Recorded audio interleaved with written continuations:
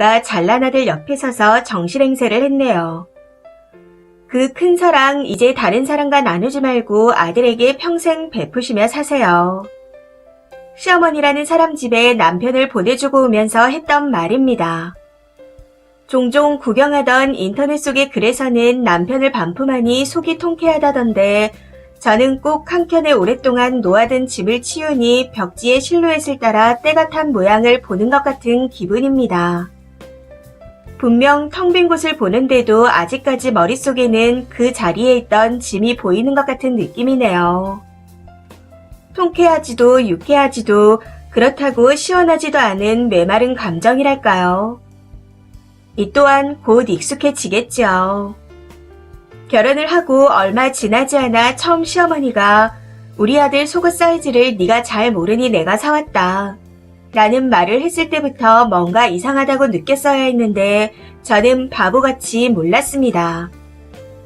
30여 년 가까이를 함께 살아온 아들이 결혼하니 허전하고 챙겨주고픈 마음에 당연히 그럴 수도 있겠다 생각했으니까요. 제 입맛과는 전혀 다른 아들 입맛에 100% 맞춰진 반찬과 오래 먹을 장조림들을 2달에 한 번씩 꾸준히 보내주시며 제 살림에 참견을 하셨을 때도 고부지간이 처음이니 그럴 수도 있다. 맞벌이를 하니 반찬 못 챙겨 먹을까 하는 걱정에 그러실 수 있다. 이런 생각을 하며 넘겼습니다. 그런데 점점 이상한 생각이 들기 시작하더군요.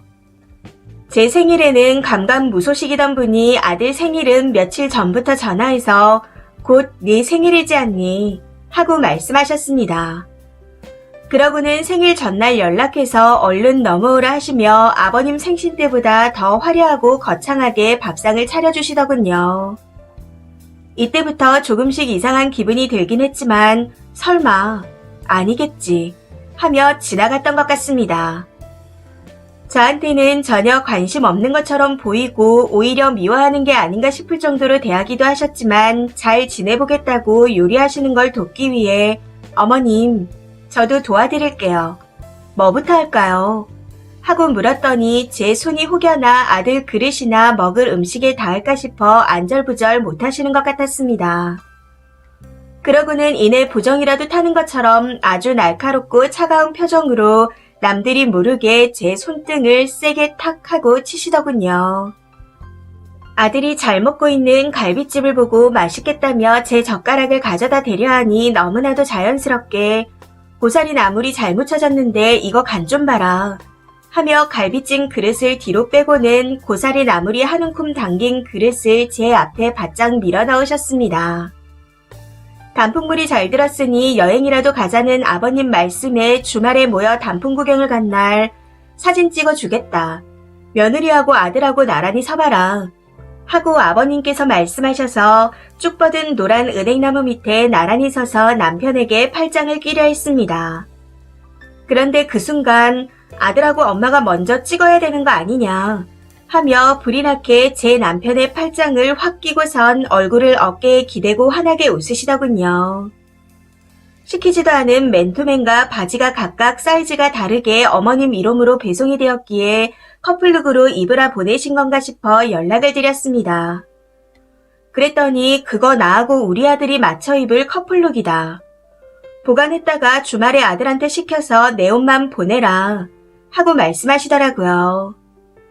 그러고는 당신하고 아들이 맞춰 입을 귀한 커플룩이니 꼭 잘 보관했다가 주말에 아들을 통해 보내라며 신신당부를 하셨습니다. 이외에도 무수히 많은 일들이 있었는데 그 일들이 모두 다 신혼 1년 차에 벌어졌습니다. 혹시 이렇게 보니 별거 아닌 것 같이 보이시나요? 제가 꼬아서 보고 듣고 느끼는 것 같나요? 저는 정말 궁금합니다. 남편의 말대로 제가 정말 평범한 그들을 꼬아보고 듣고 느끼는 건지. 그동안 남편과 많은 이야기를 하며 협의점을 찾아보려 했었지만 남편은 항상 이상하네. 이 한마디 말만 반복할 뿐이었습니다. 네, 물론 믿고 싶지 않겠죠. 이유 없이 며느리를 불러 일시키는 못된 시어머니 되기 싫다. 명절에 일일이 보는 거 원치 않는다. 둘만 잘 살면 그만이다. 이런 말을 먼저 꺼낸 사람이 본인의 어머니였으니까요. 그래서인지 제가 아무리 이야기를 해도 통하지 않았습니다. 결국 많이 지쳐버린 저는 이혼을 결심하게 되었네요. 집으로 돌아와 침대에 누워 이리저리 몸을 돌아누우며 생각하고 또 생각하다 이대로는 도저히 안 되겠다. 이 상태로는 내가 먼저 미쳐버릴 것 같다 하는 생각에 제 얼굴에 침 뱉기라 하더라도 임금님기는 당나귀기라고 외쳐야겠다 싶어 정신나간 사람처럼 글을 씁니다. 뒤돌아서 생각해보니 그 모든 순간 제가 첩이었습니다. 한 번도 정실 부인인 적이 없었던 것 같아요. 남편과 결혼하고 난 이후 함께했던 모든 시간들의 정실 부인은 따로 있었고 저는 그냥 바보 같고 멍청한 첩 그 이상도 이하도 아니었습니다. 댓글입니다. 첫 번째. 저도 둘이 사랑하라 하고 저는 빠진다고 헤어졌어요. 저거 못 고칩니다. 저도 재혼했지만 전 남편도 재혼했던데 역시나 전 시어머니 그늘을 못 벗어났더라고요. 사람 절대 안 변합니다. 두 번째. 시모가 시부한테 사랑을 못 받아서 그래요. 부부 사이가 평생 안 좋으니 아들을 남편처럼 의지하면서 살았겠죠. 저거 못 고쳐요. 저는 다행히 조상이 도와서 연애 초기에 발견해 마마보이 똥차를 폐차시켰습니다. 마마보이는 무조건 자기 엄마 생각대로 움직입니다. 자기 생각이 없어요. 이제라도 잘 버리셨습니다. 세 번째. 저는 1년 연애하다 점점 티가 나는 게 소름 돋아서 헤어졌습니다. 나이 40이 다 되어가는 아들 반찬을 일일이 만들어 주말마다 주는 분도 대단하고 그걸 받아먹는 아들도 대단하다 싶더라고요. 물론 독립심은 개나 줘버렸는지 전혀 없었고요. 타 지역에서 직장 다니던 아들한테 고향으로 오라 하니 홀랑 가버려서 주말 커플을 했는데 만난 지 1년이 지나고 나니 슬슬 결혼해야지 하고 말하더군요.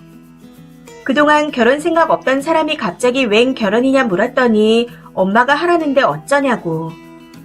진짜 이렇게 말하더라고요. 거기다 버는 족족 쓰는 타입이라 모은 돈도 없는 사람이었기에 결혼은 무슨 돈으로 하냐 또 물었더니 이제부터 모을 거라네요. 참고로 저는 제 명의의 아파트가 있습니다.